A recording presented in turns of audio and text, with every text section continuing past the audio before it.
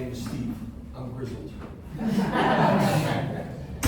It's like Steve, nice How you doing? Nice to finally meet this guy. Yeah. Dude, seriously. it's like YouTube has come alive. Yeah, we're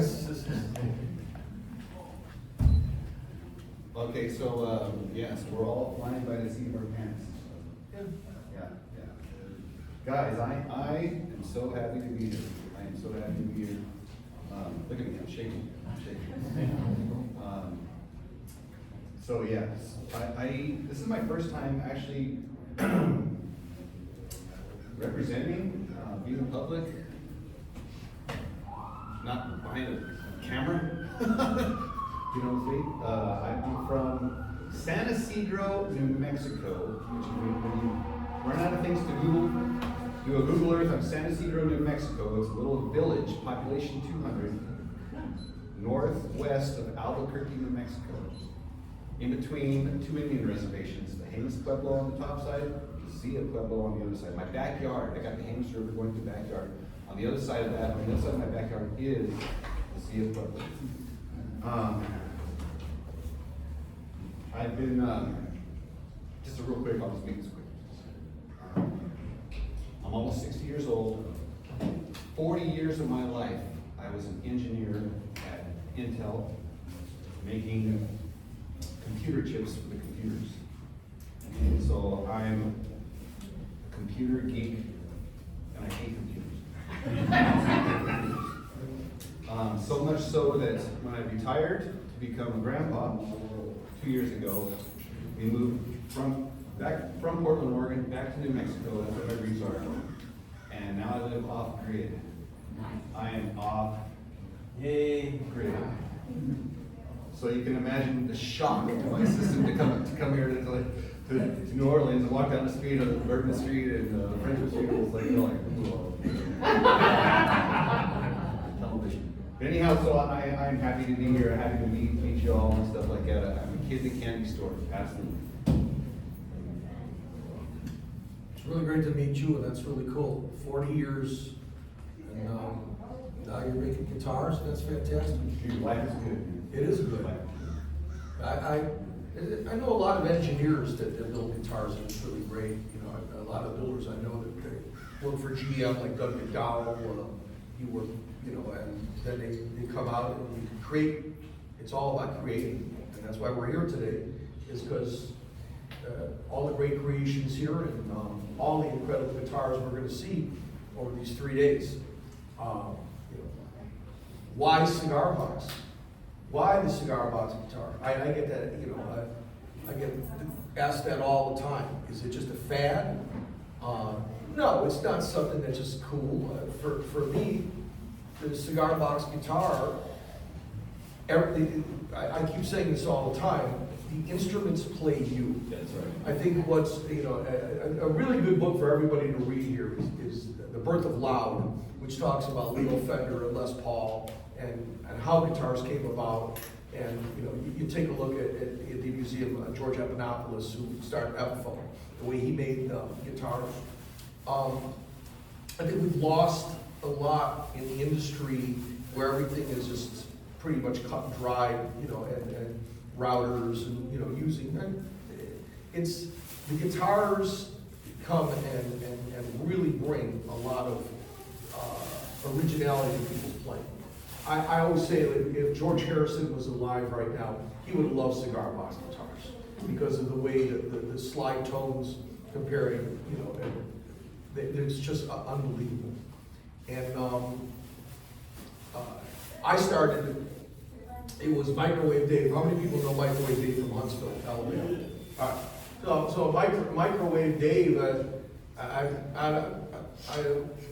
was in a band. We warmed them up in Milwaukee, and you know, I was playing all sorts of, like, you know, regular Strat type stuff, and he just got up with 3 strings, and after the, you know, I mean, I had, like, I never forget, I had Ma Bench's granddaughter there, a herring lady, and I was going out with a girl and try to, you know, impress her, and, you know, we were like, you know, with the hair and the, you know, this rock and blues band. Microwave Dave just got up there with 3 strings, and just like nobody could even remember anything we did, just like an Elmore James type, and it was just like I'm like, what the hell is that? I'm like, I want that, I like that sound, and that's how it really got me. And at that time, we didn't have YouTube videos, you know, I remember making my first one, the intonation was all off. But I think that, you know, experimenting and making your own guitar really brings an incredible feel of you're with, you know, you're with the guitar, you're with the instrument, you're with the sound. And throughout the years, I've met so many great builders that I started getting. I was telling them over the post VFW post.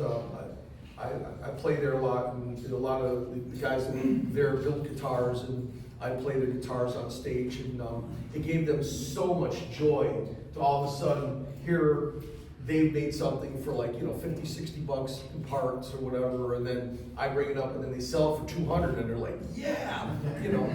So anyway, I go in a lot of ways, but the industry is great. It keeps growing, but not at a real fast rate, which is nice. We've seen some different, you know, bigger people try to mass produce stuff, which I think has helped in some ways, because the builders that are making, people fall and find different sounds, like, you know. And my hat's off, your videos have helped so many people. Yeah. You know, I mean, Del's like, for me to sit here, it's just really great to sit here and talk to you. So I'd like to say, does anybody have any questions? We start the whole Builders Forum. Can you tell, what's your name again? Del, D-E-L, Puckett, P-U-C-K-E-T-T. And I've been asked, is that a stage name? No, it's, my mom gave me that name when I was a kid. Before I was born. Did you both play regular 6-string guitars for a number of years before you found the truth? Yeah, no, I picked up a guitar at the age of 14. Okay. And I've been a guitar player. I still play guitar, you know, I play guitar at church and stuff. I haven't quite yet introduced the church to the 6-string, or to the 3-string, but that's my goal, Obviously you're a guitar player, right? Yeah, I started on guitar, then went and played bass, and I grew up in Chicago with a lot of the blues, you know, the whole blues community up there. So, and you know, I played, you know, all around the world, like with acoustic guitars. I was endorsed by Gibson for a while, and you know, bigger companies. Yeah, I've played guitar my whole life. Yeah, so yeah. I still play regular, you know, 6-string guitars. I'm a full-time working musician. I work in Bradenton. You know, I do everything from rock and roll trivia and play, you know, acoustic stuff. I play cover tunes. I'm not embarrassed to say, you know, I play, you know, Kenny Chesney and you know, people like that. So yeah, but Very good name. then I found the cigar box guitar. And now speaking of, I mean, there's a lot of great. I'm really proud to say that, you know, Memphis Lightning. You know, Memphis started with cigar box guitars. Well, he played, but I think I'm happy to say when he went to play the Bradenton Cigar Box Guitar Fest, I looking at videos, and one of my requirements, I like to see, you know, you come to play Cigar Box Guitar Festival. I don't want to see you playing like a Strat. Not that, I mean, I love it, but it's like, it's Cigar Box. And Memphis went ahead and he made a bunch of videos, and he got a lot of his guitars from mainly Steve Richards, who makes great stuff out of Maine. They have a great Cigar Box Guitar Fest there, and he got in, and man, he's really taken off Memphis Lightning. We're all going to see him tomorrow night. So there's all sorts of different styles, and it's great. More questions? Yeah, I've got a question about pricing in that. Pricing, Yeah, like I'll go to. They're priceless, dude. Yeah, to different places to sell my guitars, and usually I've got around $100 in parts in them, and then it seems like that where they don't go past is like $300. And so, you know, it takes me 4 days because I'm not mass producing them, and most of that work is spent in building and leveling the neck and the fretboard and the frets after that, recrowning and things like that. And so, you know, it's like $50 a day, so it's like okay, a hobby that pays for itself, I can write off this festival and my taxes, but I've been talking to people and they're like, yeah, if you're going to go to the next level, you need to really jack up the price, and that's like. Dude, I got bad news for you, dude. Yeah. Don't be in it for the money, man. You know, that's, you know, I can't. So here's the deal, gosh, and I hate this, I hate to be that guy, you know what I'm saying, but it's like each one of these instruments is like a kid, you know what I'm saying? It's like, how can you put a price on your kid, you know what I'm saying? Well, this kid's more valuable than this kid. It's like, you can't, you know what I'm saying? And then when other people ask me how much do you think I should sell this for? It's like, dude, I can't make that judgment. There's no, because, for a number of reasons. Number one, each one of these instruments as an artist, dude, you're putting your heart and your soul and years of creative trial and error and stuff like that. Dude, it would be unfair to you, to anybody, you know what I'm saying, to put a price tag on that. That being said, obviously you want to sell it, you want to, you don't want to, and I understand, giving away as gifts and, but as an artist, we're almost like validated by how much money I can get out of this, and I'm looking at it from a business, okay, I got, time in here and I got so many materials and, so I'd like to see this much out of it. Dude, that's not the game you want, that's not the hill you want to die on, dude. The hill you want to die on is number one, because you want to make every one of my instruments, I'm building for myself. I'm always trying to outdo my last build, whether it's in quality or tone or time, whatever. There's always this internal, I can do better, I can do better, I can do better, I can do better, I can do, and that's a vicious cycle. Like, don't recommend it for anybody. Run away, kids. Do not. But that being said, I price my guitars so that nobody wants to buy them. You know what I'm saying? I am, and my wife, she gets so mad at me. She's like, why did you do? And I'm just like, well, sorry, you know what I'm saying? It's like, and then some of them are priced to never sell because I don't want to sell them. You know what I'm saying? Now, that being said, I do commissions. People call, they'll email me and they'll say, hey, I would like this, and this, and this, and this, and this, and I'm thinking to myself, okay, do I even want to build this guitar? Because is it something that I would build for myself?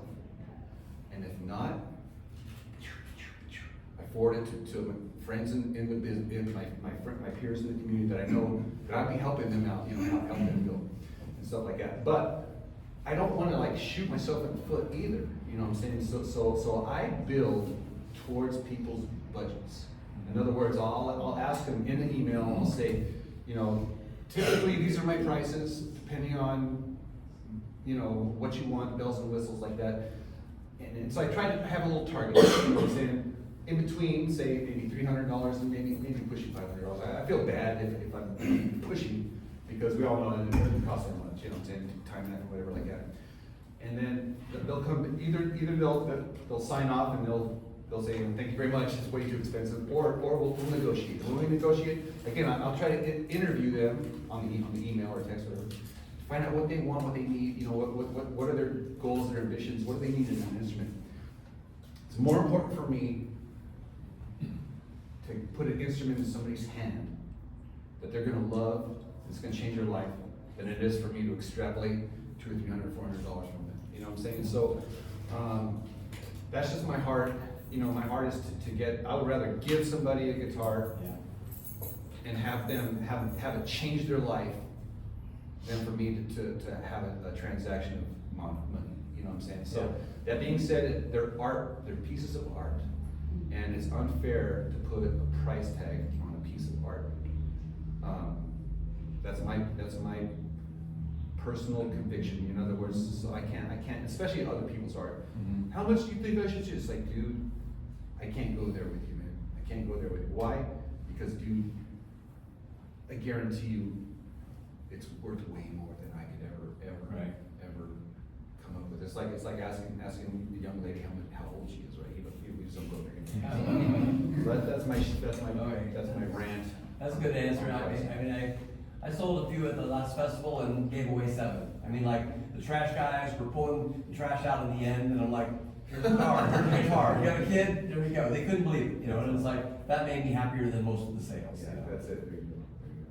Yeah, he's made like over 40 guitars, and he gives a lot of them away to our musician friends who love them. He doesn't play them, so, just likes to know them. Sing. It is a good tape, but it's a conundrum, it's a double-edged, I mean, how do you get it out to the masses?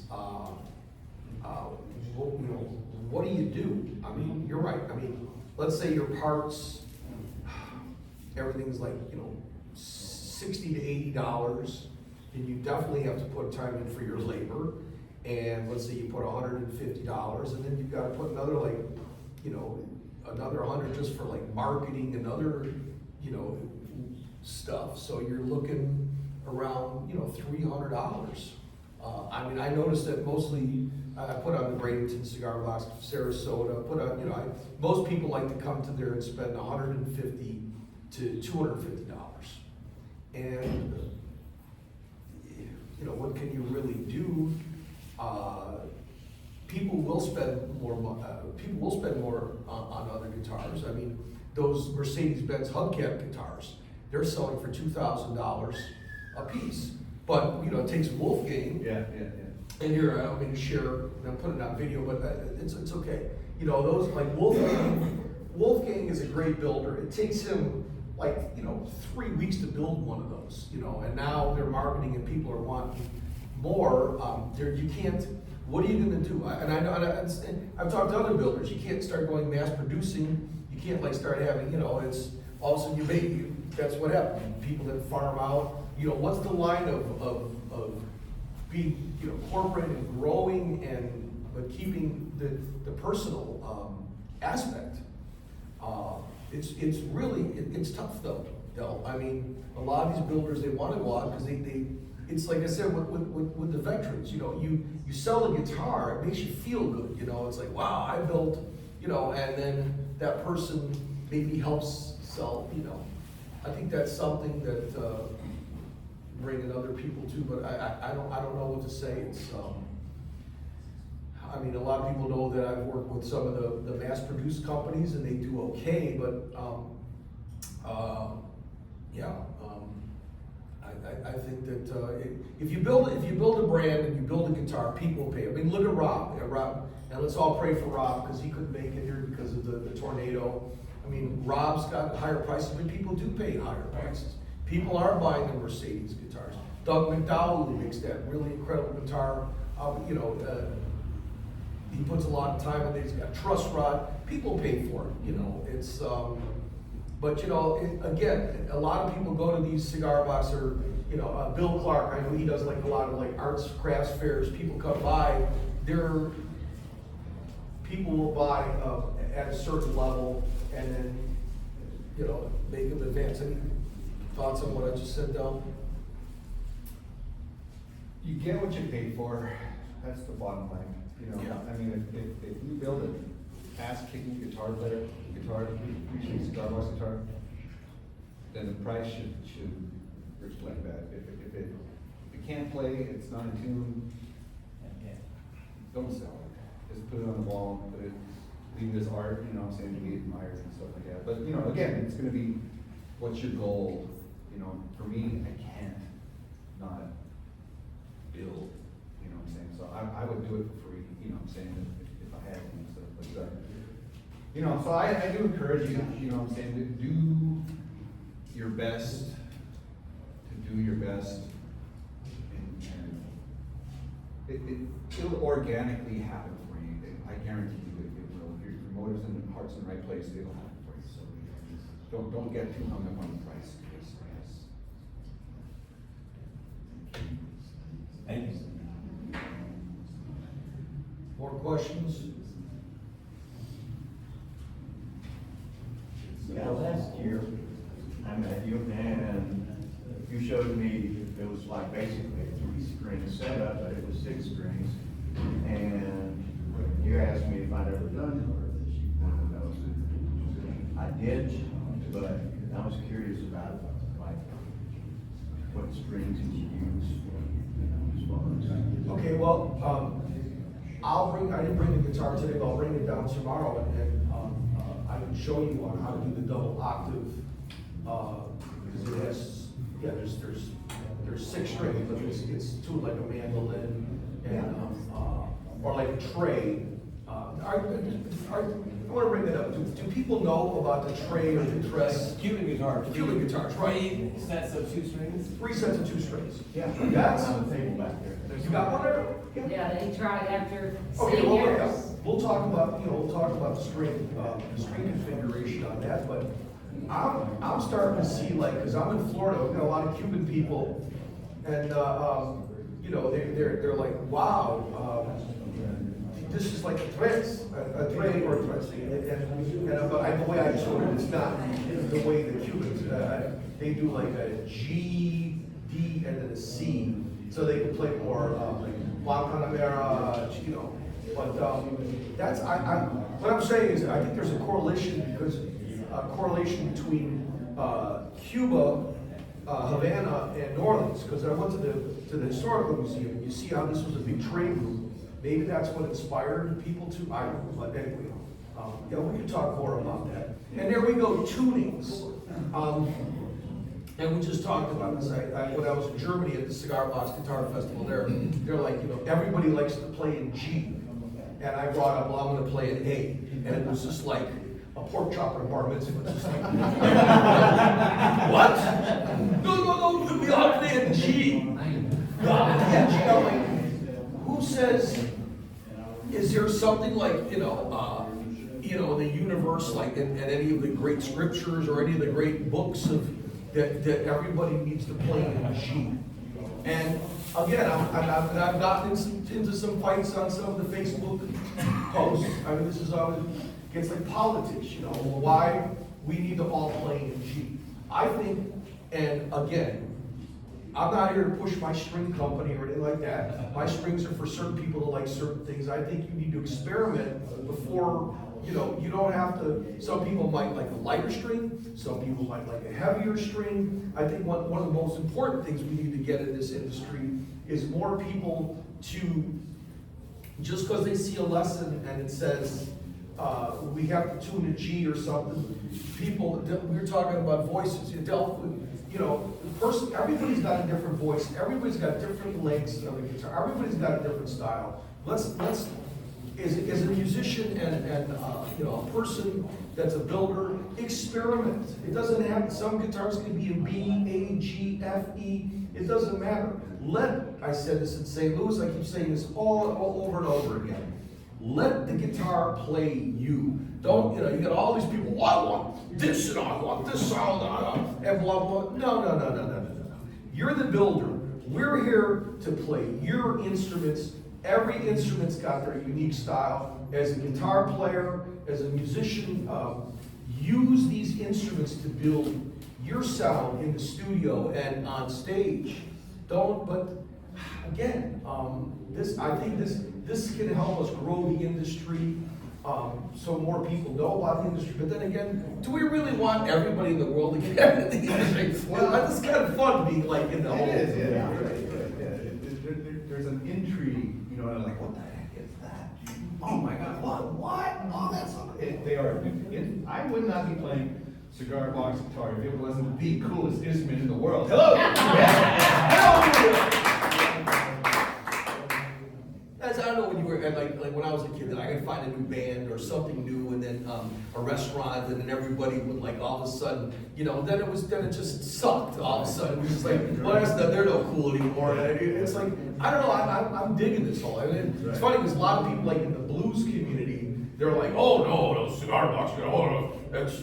And throw it to the side, but we've got a great, look at all the festivals now, and everybody here, we got Michel from, he kicked complete ass at the German Cigar Box Guitar, he tours all over Europe, we've got the Switzerland thing, we've got how about England? Let's all here for Chicken Bone John. How many Chicken Bone John fans are out there?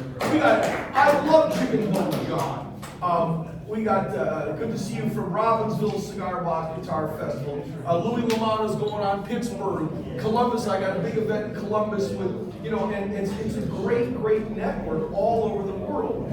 And it's cool. And you can make money. I mean, it's not a lot of big money, but it's you know, it's a good, it feels good. I like it. Yes, Bart? Well, when you were mentioning why, you know, in G and things like that, I've found with Excuse me, some. guys, hold on, I can't hear me. With some builds, like I'll have done everything I can, and it still sounds terrible, right? And then I'll like just unplug it, and I'll start raising the pitch. And certain instruments want to be in a certain key, there's a resonance in that. And I've seen acoustic videos where they're scraping supports and tapping it until it gets to a certain pitch. And so, like I had a great guitar, sounded like shit until I got it up to a B flat. And it's just like, well, that's what it needs to be. And when you take it down to a G, then it just sounds awful. And so I think that we have that freedom, and you know, so maybe that's why we have to have 6 guitars for a gig or something like that. Because, you know, and Steve, you tuned something right up, it's like, hey, great, the strings can't clear up to there, but that's what you needed. And so, anyway, we have that freedom. Well, I mean, yeah, I mean, it's, again, and you have to find the gauges that you like. I've always liked 42, 32, 22. The whole reason I started my string was because Black Diamond was down in Sarasota, and I go to Black Diamond, and he give me the strings. That's how I started the whole string thing, and started fooling around and gauges. And it's up to the, you know, people have to find out what they like and find the tuning. And it's, every instrument is different, you know. It's any person. That's it. I think that's a big thing. Thank you. And thank you.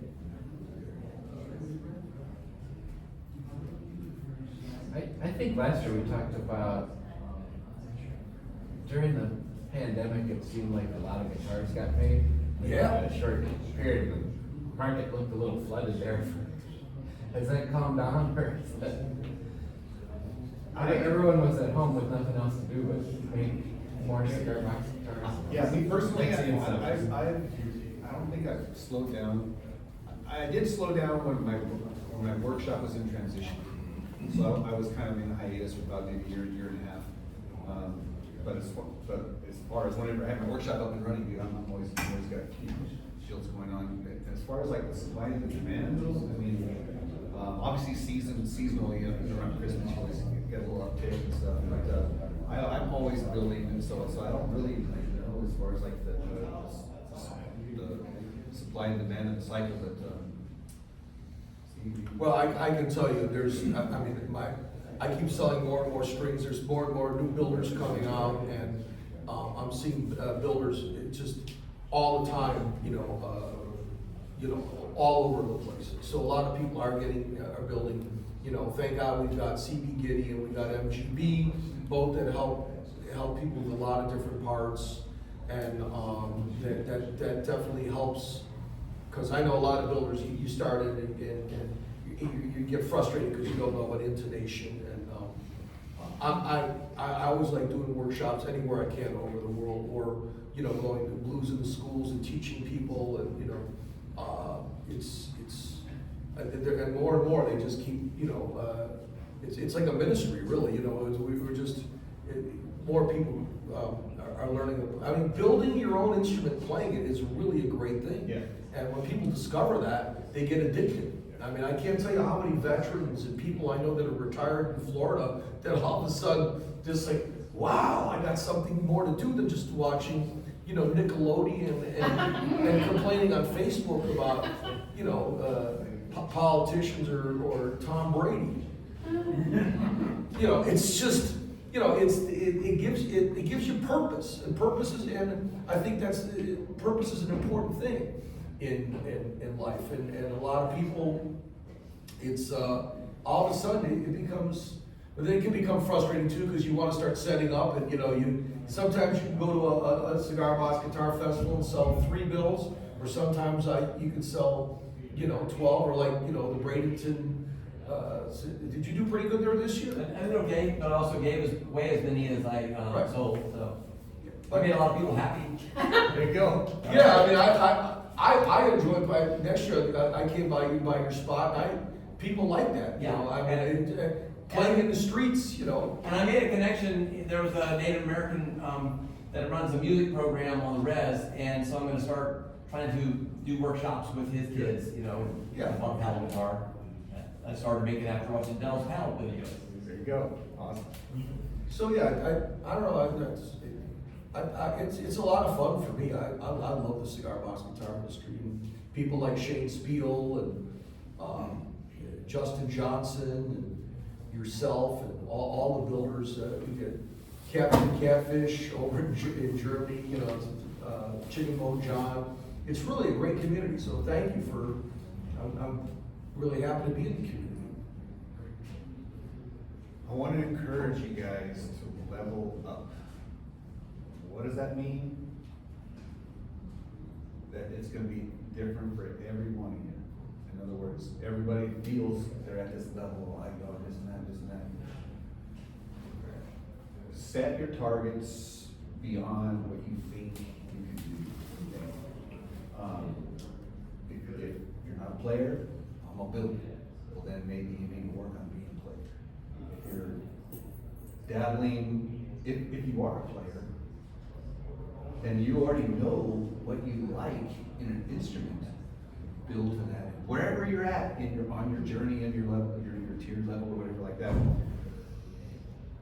reach and strive and do, you know, if I can do one thing for you right now, I'm gonna throw gasoline on you and light you on fire. If you can dream it, you can do it. I guarantee you.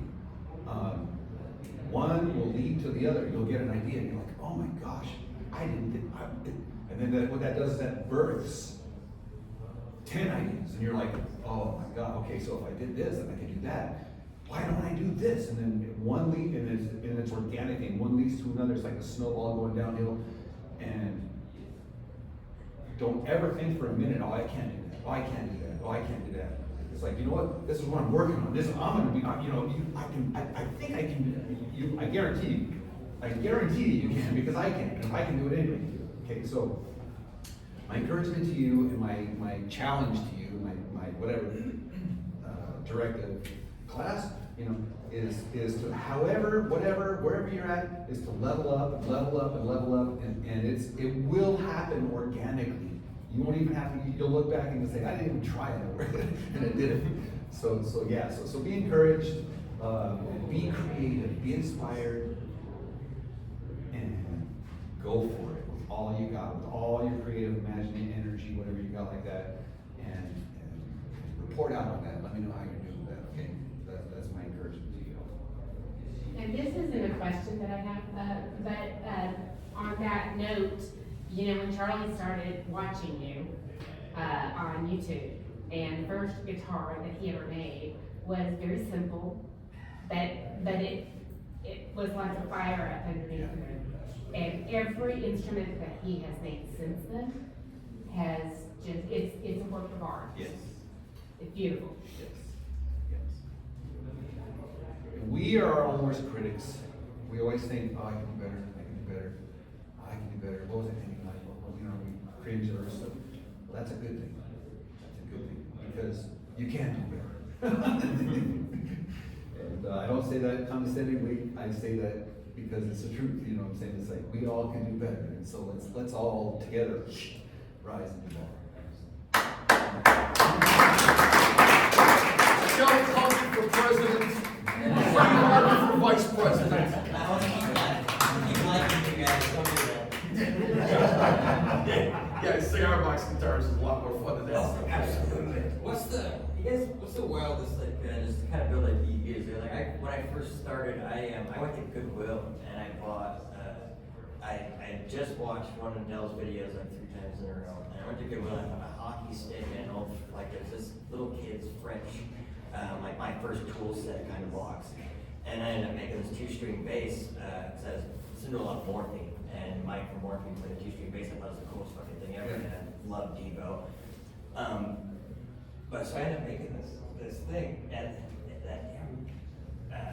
that hiccup, it catches everything. Like I can scratch up the Is it blade. piezo? Yeah, the Yeah, you put it on piezo. your heart, you go big. Yeah, I can scratch up the blade, because I kept the blade on the hockey stick, it comes all the way through, and it's just, it's a hell of an addition. So what's the, just like super off, like just out of pocket that you get, or you're just stuck with traditional? Yes and no. I mean, I experienced the same exact frustration. It's like, dude, this pickup is so squealy and nasty and gnarly, and it's like, you look at it and it just like pisses you off, you know what I'm saying? It's like, what do you do? What do you do? So I tried everything. So I landed on embedding those suckers in hot glue, number one. And then, you know, I strategically place it underneath the saddle so that the string energy comes up over the saddle, boom, goes right into the piezo. Now, in my opinion, this is my opinion, that's the most musical way that I've discovered to tame the piezo. Because if it's not, dude, same thing, dude. I mean, you drop a hair on that sucker, dude, and it explodes. You know, you're just like, oh. And for me, it was very annoying. I don't mind it. It's very like this time, and who wants to guitar sell like that? Not me. You know, that's kind of where I'm at. But I've also experimented and found that when you wire a piezo in parallel with a mag pickup, dude, that's the sound right there. That's what I did with the bass. That's the sound, because you get the best of both worlds. You get that vibration sound and that attack when you bang it, you know what I'm saying? But you also get that you know what I'm saying? To wire like you showed, there's a video that you showed how to wire two separate pickups so they run independently. Yeah. And I don't know where I lost it, but I just can't get one without the other, it's tricky. It is tricky, yeah. It might be a cold start. Not, well, yeah, but not all pickups are created equal. Not, yes, so whether you have a single coil or a fat, you know, P90 or a humbucker or some weird bucker, whatever, you know what I'm saying? Every one of those things is gonna behave differently with a piezo. So if you do that blending knob, it's never gonna be the same. It's never, ever gonna be the same. It's like something like a turns from a 4 to get it's gonna go to 5, you know, but that is not a problem. That is a characteristic that's in that, like Steve says, let the instrument play you, you know what I'm saying? So however it is, it's a success. Just go with it. Yeah, that's another thing with the sensitivity of that piezo, what it inspires more things you can do with it. Like I didn't want to do it to my first one, but eventually what I wanted to do is like the door springs you could not play with as a kid. Yeah. Put one of those on. There's so many. Doinger? Yeah, there's no end to the possibilities. Yeah. It's such a cool thing. Yeah. That's the best thing that came out the whole day. That was really good with the glue. Yeah, That's hot glue is your friend, dude. It really Oh, yeah. is. When it comes to piezos. Yeah. Yeah, I'm saying it wrong. Piezo's, I like to say piezo. We put the yay in piezo. Oh, there you go. There's a mixture now. I gotta say that I really, and Shane Spiel's got a good video on this, a few other builders. It's mixing, you know, everybody can just put like a humbucker or a pickup on, and then that's great. But you lose the instruments, you lose, and you're going to my YouTube channel right at 1 o'clock today. I took one of Joel's, just completely acoustic. I was up there recording it. The guitar sounds so good. We still need to retain the instrument, the sound of it. That's right. You can't just keep slapping on pickups and just that it's gone. You can just do that anything, and that's also in the book what Leo Fender was dealing with at the beginning. But on another note, like Cole Clark, I have people see my Cole Clark acoustic videos. Cole Clark, when they first came out, they got like a mix of piezo and the guitar sounds so good because I can hit it and you can tap it and you can hear it. And there's like a blend on that Cole Clark. And that's why I can get just all that slap banging stuff that has developed my sound, because that guitar, it's the same thing. Getting back to Cigar Box, you take a piezo and you blend it with another pickup, and then you can tune it in however you want to get Sweet it. spot. The sweet spots, you know, and for that person. And But that was really good tip. I thought that was worth the whole day. Yep. I based all of my bills off of what I watched first. Yeah. I got hardcore ADHD, really bad, and I've never been able to, like, growing up, what's your passion? What do you want to do with your life? What are you passionate about? I have no idea. I got finally diagnosed with that, and then medicated, and then I finally was able, like, 6 months into my medication, just like about this time last year, watched this video, and I finally found something that I can focus on and stay wanting to do, and it's been, so thank you again, you're a hell of a catalyst. Well, dude, everybody's got that moment, you know what I'm saying, that Genesis moment, where all of a sudden it's like, hello, where have I been all my life? And I'll be brief here, just real brief. This is what got me started. Same thing. It's like, I've been a guitar player all my life, and I got to the point where it's like, I've been there, done that, boring. It's like, you know what I'm saying? I got a resume that's impressive, and I can blah blah blah. You know what I'm saying? And after a while, it just kind of loses the luster. You're just like, oh yeah, guitar players and band doesn't. We're everywhere, dude. So, a buddy of mine, a real good friend of mine at work, at Intel, we had one of the break rooms was a dedicated music room, right? So during our breaks, you know, we go in there and play our guitars and, you know, make noise and stuff like that. And it's on time to get back to work. So we were in there, and one day he shows up with a cigar box guitar, and so he walks in the room. He's like, "Hey, Dale, check this out." So he hands it to me. You know, so I pick it up, and I'm like, "That's cool. You know, it's a toy. It's a novelty. It's like, you know what it is." So I pick it up. What do I do?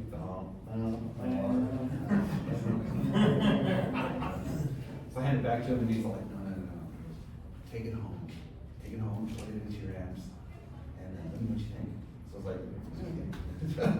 So I take it home, and it's kind of cool, you know what I'm saying? Did you build it? No, just, you know, Aaron handed it to me, so I take it home. So I go in the front door, right around the corner. I had my little jam room. I had some amps in there, so I just walked in there and plugged it in there and started playing. And my wife came out. I'm not gonna get myself in trouble here, but my wife, she has to put up with me, you know, and practice and making noise and, you know, and all this stuff. And she's heard me play all of our lives, and so she's all like, yeah, whatever. So she's in the kitchen. I'm in the jam rooms. She doesn't know what I'm doing. So I'm plugged in here and playing, and all of a sudden I hear it from the other room. She's like, what is that? That sounds awesome. And I'm like,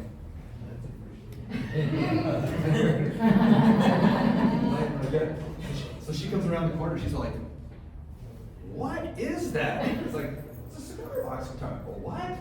A cigar box. So I show it to her. She's like, yeah, you know what I'm saying? And so I noted that my wife complimented. But she didn't see. She only heard.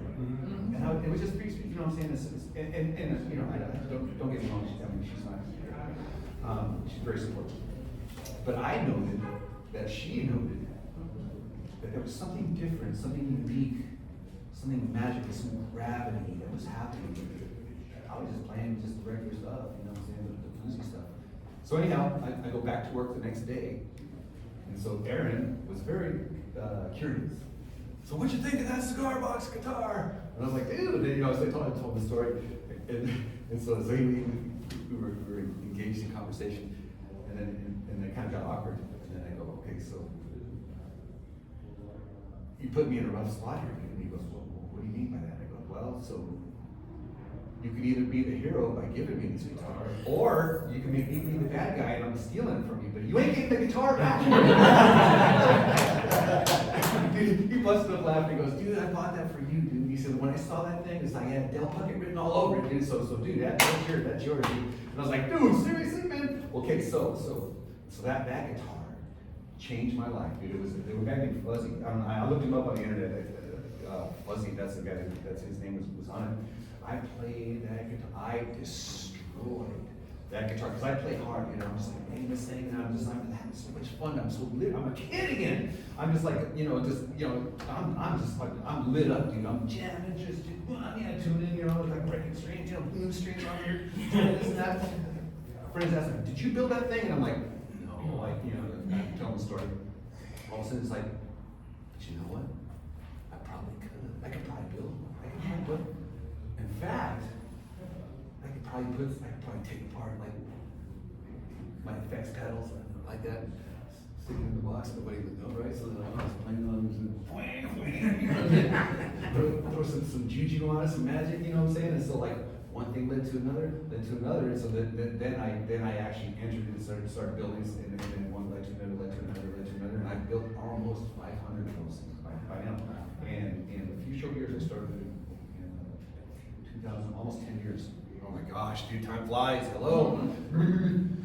But anyhow, so everybody has that Genesis moment, and that was my Genesis moment when they handed me a guitar and I picked it up and I was liberated. I was like unlocked, bro, unlocked. And it just exploded. So the amount of creativity, and it's still to this day, 10 years later, and I'm still in that flow of just creative, just outflow, you know, so. Yeah, I learned, I found out the trick with that is to not be like, let the discouragement of others like get the better of you. Like, I was told at one point by somebody who's a little supportive, I quit drinking, and this was a big part of like keeping me not drinking. And she said, you know, you're spending as little time as you did with the family before. As you did before, you're in the garage, you're just in the garage. When's it gonna be good enough? Dude, okay, yeah. I go back to whiskey. That's awesome. It's definitely addicting. Yeah. Oh, it's so, Oh, yeah. it's so good. Speaking of, It's the best addiction I've ever had. I don't wanna recover from this. you know, a lot of friends of Bill and Bob who now build, they're definitely building guitars and playing, and it's an addiction. But it's a good addiction. Yeah. But again, you can't go overboard and forget about your responsibilities. That was good. This is a really good session. Tom, that was really good. You know who likes them a lot is heavy metal dudes. I've noticed that. They're like way into it.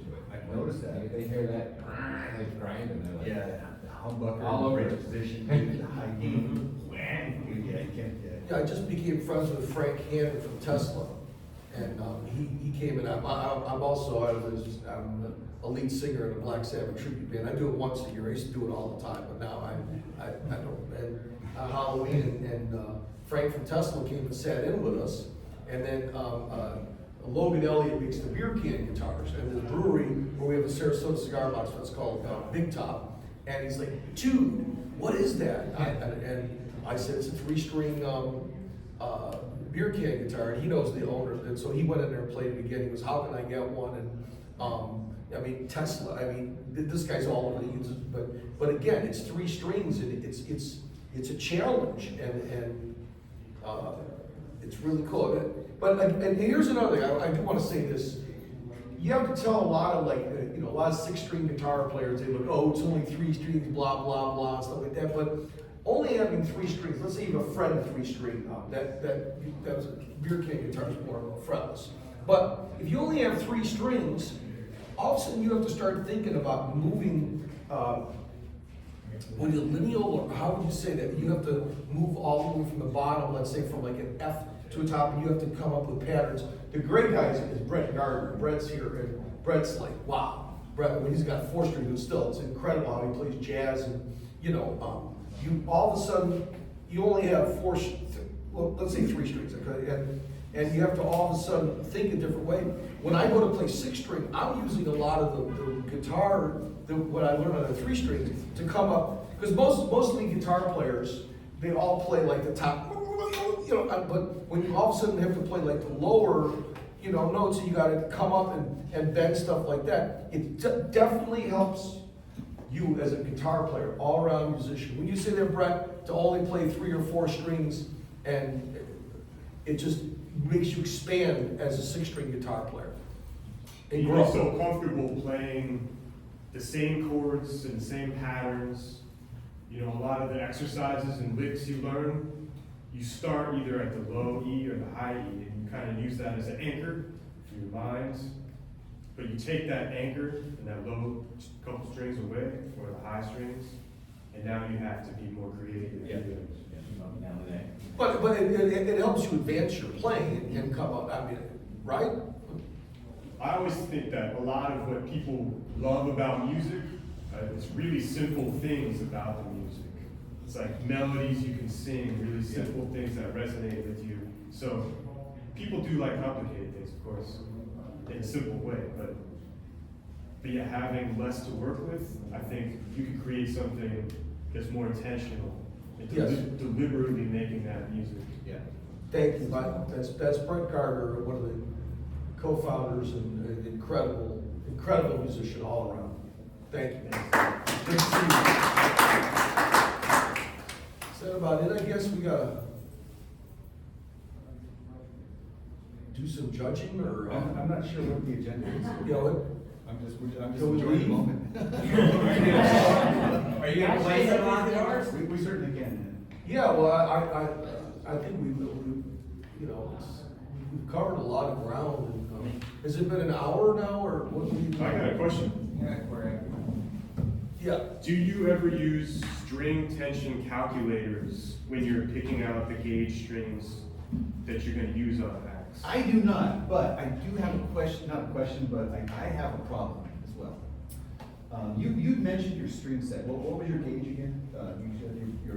Well, I like 42, 32, 22. Okay, can I remember that? No. So can you text me that? Sure, well, but they I have ACD. So I made a set for Mark Piper. Okay, let me ask you this question. So, and this is in response to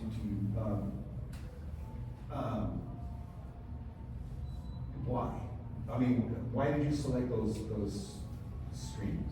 I mean, the relationship of the numbers. Why do I like 42, 32, 22s? By Steve Arvey. I like, well, no, I didn't really have anything. I mean, I wanted a heavier sound. It's all accident because the guitar had higher, that was the first guitar I made, and I really didn't know how to adjust. So I liked a heavier, I tried like regular strings, and then with experimentation, it just, that gave me that sound. Okay, because tension can be obviously tuning it, you're gonna get a higher tension, changing your scale length to match your tone, whatever's gonna give you a different tension. For me, the tension is gonna be determined by the string, by my muscle memory bend, and so I just kinda go to that. But my problem, I guess my problem is I use a straight saddle bridge, and so for me, the relationship of the string gauges has to be balanced so that I get proper intonation. Well, I've been using the blues blasters from Giddy as my main go-tos, and that's 44, 34, 26. And my problem is the middle string doesn't intonate like the high and the low string. So I need to change my middle string gauge so that it'll be properly intonated with a straight. Does that make sense to you? Yeah. You guys? Yeah, I had to cut a bridge into 4 pieces or 3 pieces to be able to get that Okay. string right. So I'm thinking I need to change the diameter of my middle string so that it'll match the 44 bass and the 26 high string. And I found different intonations for the same diameter string from different manufacturers. Is that right? Yeah, because the way they're wound, the chord Yeah, could okay, be yeah. triangular, there's all kinds of Okay, factors. so we're all on the journey, we're all learning, and that's where I'm at. Dude. I gotta figure that out. To that, and so that I was springboarding off of your question there. I don't know if I got answered. Do you use one? No, because like, I mean, Yeah, I've had some good success with, like, I'll type in to the string calculator the scale length and then the pitches of the strings. And then it'll tell me what, I say which gauge string and whether it's wound or not. And it'll tell me the relative tensions of each string. And I think that a balanced set of strings where the tension is the same all the way across is supposed to give you like a clearer intonation. yes. But it's not always the case. And so are you using an actual gauge to measure the tension on them, or just typing it on the I was side? typing in, but I've also done a trick where you take a luggage scale and you hook it to where the string is touching the bridge, and you pull the luggage scale up until the string Breaks. yeah, but right as soon as it leaves the bridge, that's another way to measure if like one of your strings is way tighter than the others, and it just gives like a more easy playability and should be more in tune overall. Especially as you start moving up the neck, because a really loose string, as you move up the neck, it's going to be easy to press it down, whereas a tight string, as you press it down, you're adding even more tension and the pitch is going up. I think, Is anybody here, the only person, and I think, Mike Breedlove from MGB, we started experimenting about 3 years ago with fan frets. And I remember taking that guitar to the NAMM show and running, because, does anybody here know what fan frets or experiment with fan frets? I've built them before, yeah. But You built it? Yeah, but before I could ever figure the frets out, I would rubber band a fret and then use my my tuner, and this was before I realized that I had to lower the nut down a ways. But so they were just like way wonky until I figured, I need to like drop my the slot in the nut down. But they were definitely homemade fan frets to get them to be right. You ever use fan frets, Brett? Have you ever tried? No, I'm excited to, when I finally have some free time. There's so many things I want to do. Yeah, but you're young, you got, And I want the dulcimer type fretboard like you have. With fan frets. With fan frets. But how do you play slide with fan frets if they're all? I was at the German guitar show, and met the guy from Ukraine that makes those other really weird frets. I don't know if you see. Temperament, true temperament, is that what it's called? Yeah, right. It was just like, and I was having a hard time kind of, because, he didn't really speak very good English, and my Ukrainian's not good. It was just like, but I like going on the edge and figuring these things out. And man, and again, I don't know why more people are not playing with the Dulcie. Chicken Bone John is amazing. And, you can put, and I can talk about on stage tomorrow night, I can put, you put a cable on there, and it gives you so many different, different options to playing all sorts of different modalities. But yeah, there's just so much going on with these Cigar Boss guitars. You're right, Brett. When do we get a chance to sleep? Steve, you're busier than I am. Oh, you live in New Orleans. You've been 3 gigs a day. You've been to every Cigar Boss Guitar Festival on the globe in the last, And starting more. 10 years? I don't know what. You've been to every Cigar Boss Guitar Festival on the planet. No, there's a lot out there. But you're a great ambassador for. Well, thank you so much, but it's I think we all work together. I'm excited about the Swiss Guitar Summit, and this will be the second year. Next year we'll have a bigger budget to bring over and be people. Europeans, especially Germans, that you got to get on that Captain Catfish festival. I mean, John Merry-Go-Round was on it last year, and got like so many great, people love homemade instruments. It's growing, and it's.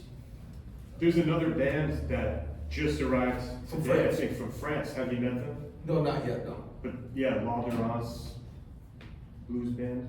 They would probably be a great candidate for a European festival. Well, I think another thing too, everybody, I think one of my life-changing moments was Rebecca, my girlfriend. We were visiting my brother in Phoenix, Arizona, and she always finds cool things to do. We went to this thing called the Music Instrument Museum. Has anybody been there in Phoenix? Wow, I know.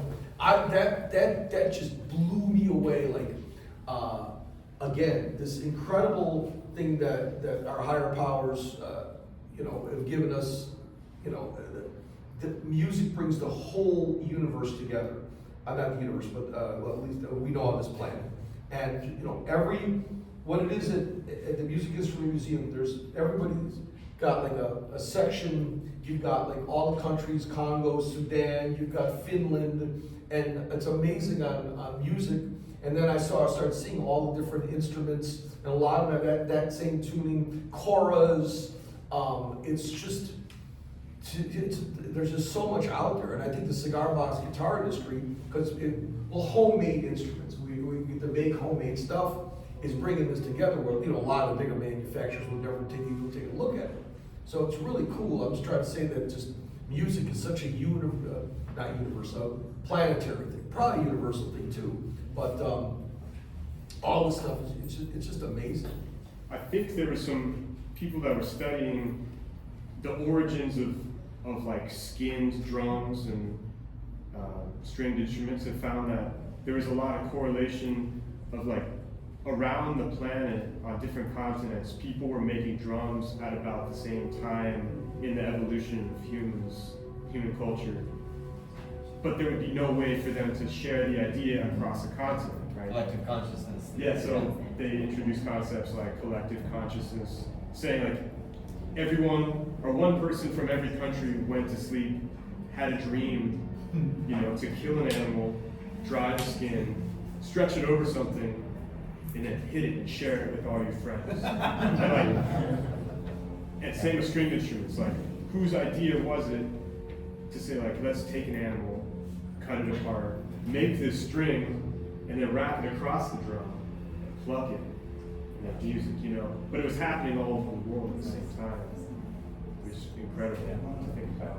I think it's also wild that because a low drum, like a low tone carries, the wavelength carries so long that they were used to communicate. And in Africa, when they were killing the tribes, the first thing they did was kill the drummers because they could communicate with each other. Like that was the way that was their telephone, and so they had to stop that. So I think it's pretty wild. Protect the drum. Wow, this is getting really heavy, man. I wish Shane Spiel was here. Nice music. Yeah. All right. Well, let's wrap it up here, and let's take a look at some of the instruments. And thank you. How about for Del Puckett? Great Gardner. For Collins Arvey. How about for the whole staff?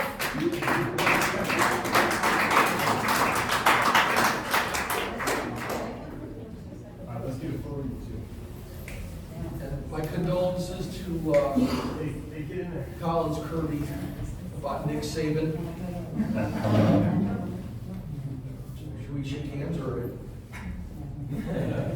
A meeting is live. Here we are. Congratulations. Starbucks and Sandy. How are you, young man? What's going on, man? Tell you, we got here.